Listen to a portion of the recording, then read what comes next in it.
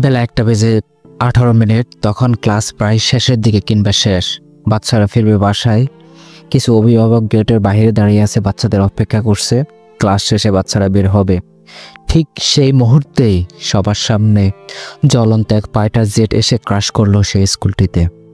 মুহূর্তের মধ্যে ঘটে গেল বাংলাদেশের ইতিহাসের ভয়ঙ্কর এক ট্র্যাজেডি। কত শত স্বপ্ন, কত পরিবারের নিমিষেই আগুনে ছারখার হয়ে গেছে। আর এই আগুনের সাথে মনে হচ্ছে বাংলাদেশের মানুষের বিয়োগান্তর সম্পর্ক রয়েছে। কারণ বেশ কিছুদিন আগেই এই আগুন নিউ মার্কেট সহ বাংলাদেশের বেশ কিছু স্থানে তাণ্ডব চালায়, যার ক্ষত মানুষ আজও বয়ে বেড়ায়। বেলা 1:06 কর্মীটলা একে খন্দকার বিমান বাহিনীর ঘাঁটি থেকে উড়াল দিয়ে আসে F-7 BGI যুদ্ধবিমান। নিয়মিত প্রশিক্ষণ শেষে ফ্লাইট লেফটেন্যান্ট তকির ইসলাম বিমানটি নিয়ে আকাশে উড়াল দেন। উড়ানোর কিছুক্ষণের ভিতরে যান্ত্রিক ত্রুটি দেখা দেয়। ISPR প্রতিবেদন জানিয়েছে, বড় ধরনের দুর্ঘটনা এড়াতে তকির ইসলাম গণবসতি থেকে ফাঁকা জায়গায় বিমানটি নিয়ে যাওয়ার জন্য সর্বোচ্চ চেষ্টা করেছিলেন। দুর্ঘটনাবশত এটি আর্চডে পড়ে মাইলস্টোন স্কুল অ্যান্ড কলেজের একটি ভবনে। বুঝে ওঠার আগেই অনেক মানুষ, বিশেষ করে ছাত্রছাত্রীদের শরীর পুড়ে ছাই হয়ে গেল। অধিকাংশের শরীরে 45 থেকে 65% পুড়ে যায়। প্রায় 27 থেকে 31 জন নিহত হয়। আহত হয় প্রায় 171 থেকে 265 জন। ছাত্রছাত্রীদের বাঁচাতে শিক্ষক মরল, ছাত্রদের আনতে গিয়ে মরল তাদের বাবা মা, পড়াশোনা শেষ করতে গিয়ে কত সন্তান তাদের জীবন হারালো। কে নেবে দায়ভার? কিভাবে ঘটে গেল এত বড় দুর্ঘটনা? এই ঘটনার পিছনে আসলে কারা দায়ী? এই নিয়ে আজকের এই ভিডিওটি।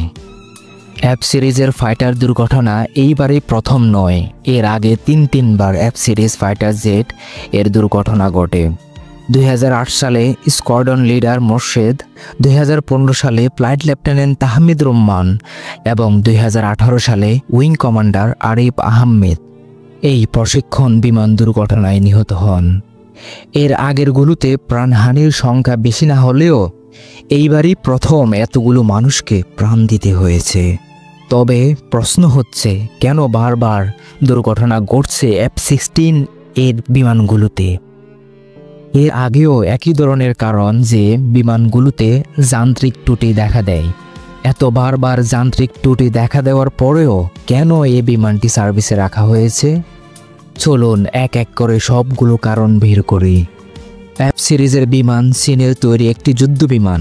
মূলত F-7 সিরিজের একটি উন্নত সংস্করণ হলো F-7 BGI, যা 60 দশকের পুরনো বিমান হিসাবে পরিচিত। কারণ পৃথিবীর বিভিন্ন দেশে এই বিমানের দুর্ঘটনা ঘটে, যেমন চীন, পাকিস্তান, ইরান সহ বেশ কয়েকটি দেশে এই বিমানের দুর্ঘটনাটি ঘটে।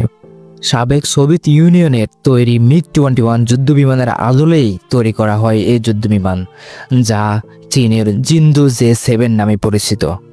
মূলত অস্থায়ী সমাধান হিসেবে বাংলাদেশে এই বিমানগুলো কিনেছিল যতদিন বিয়ের তার বাহনে আধুনিক বিমান যুক্ত না হবে ততদিন এই বিমানগুলো দিয়ে প্রশিক্ষণ বা অন্যান্য কাজ সম্পন্ন করা। আধুনিক বিশ্বের আধুনিক যুদ্ধবিমান কেনার সামর্থ্য না থাকায় চীনের এই সস্তা যুদ্ধবিমানটি ক্রয় করে বাংলাদেশ। আর এটাই হলো আমাদের মাত্র ভরসা। পক্ষান্তরে আমাদের প্রতিবেশী দেশগুলোর কাছে রয়েছে আধুনিক যুদ্ধবিমান। সেখানে বাংলাদেশ প্রশিক্ষণের জন্য ব্যবহার করে F-7 BGI, যা কিনা চীন 2013 সালে ব্যান করে দিয়েছিল। কথায় কথায় যুদ্ধ বাদিয়ে দেওয়া প্রতিবেশী দেশ নিয়ে আমাদের আকাশ প্রতিরক্ষার আসল বাস্তবতা কি, সেটা আমাদের বোধগম্য নয়। মাত্র 34 বছরে বাংলাদেশ বিমান বাহিনী 32টি বড় দুর্ঘটনা ঘটেছে। বেশিরভাগ দুর্ঘটনায় ঘটেছে প্রশিক্ষণ চলাকালে।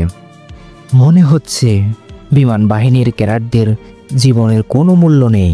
যদি দাম থাকতো তাহলে কেন এতবার যান্ত্রিক ত্রুটি নিয়ে এই বিমানগুলোকে অপারেট করা হচ্ছে? বাংলাদেশ অনেক বছর থেকে সামরিক বাহিনীর অস্ত্রশস্ত্র যানবাহনগুলো কিনছে চীন থেকে। আর এই অস্ত্রশস্ত্রগুলোর বিরুদ্ধে যান্ত্রিক ত্রুটি দেখা দেওয়া নতুন কিছু নয়। 2024 সালে বেজিংয়ের বিরুদ্ধে বাংলাদেশ মিলিটারি করা অভিযোগ উঠে এসেছিল দ্য ইকোনমিক্স টাইম পত্রিকাতেও। এছাড়াও যুদ্ধ জাহাজ বিএনএস ওমর ফারুক ও আবু ওবায়দা এবং সাবমেরিনগুলো নিয়েও বাংলাদেশ নৌবাহিনীরও অভিযোগ ছিল।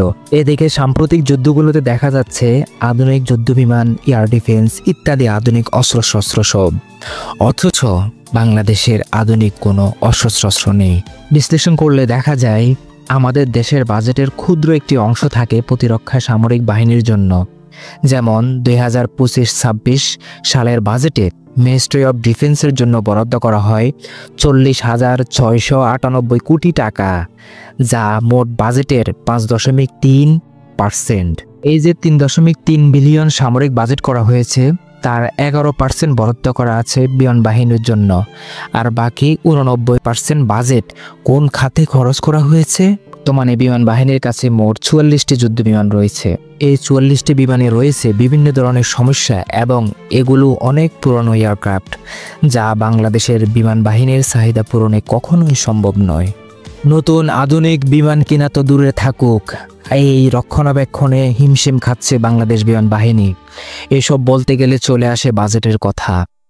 আগের 17 বছরে ক্ষমতায় থাকা সরকার বারবার বলেছেন আমাদের মতো গরিব দেশে এত বাজেট দেওয়া সম্ভব নয়। যা বাজেট হচ্ছে তাকে শুকরিয়া আদায় করতে হবে। সাথে আছে আমলাতান্ত্রিক জটিলতা, দুর্নীতিবাজদের বলয়। এছাড়াও প্রতিবেশী দেশকে তুষ্ট রাখতে গড়ে তুলতে দেওয়া হয়নি সামরিক খাতের আধুনিকায়ন।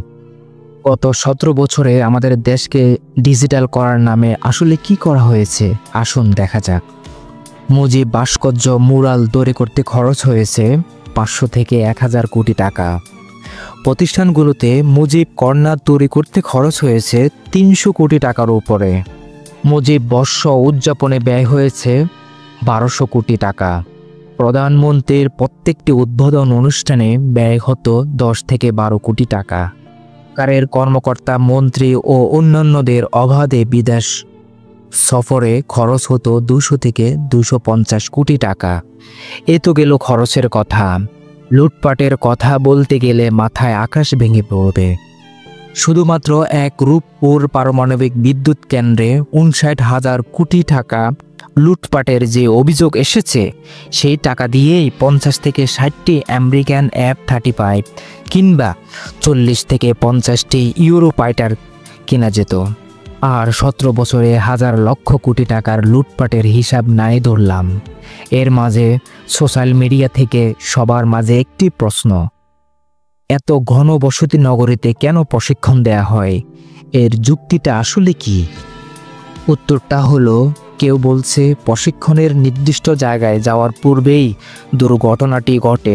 আবার কেউ বলছে যান্ত্রিক ত্রুটি দেখা দিলে বিমানটি পুনরায় কুর্মিটোলা ঘাঁটিতে ফিরে আসার পথে এই দুর্ঘটনাটি ঘটে।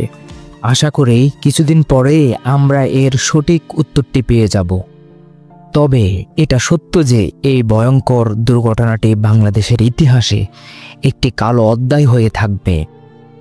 এমন অভিজ্ঞতা যেন আমাদের সামনে না আসে, এই কামনায় ব্যক্ত করে আজকের এখানেই শেষ করছি। দেখা হবে অন্য কোনো ভিডিওতে। ধন্যবাদ।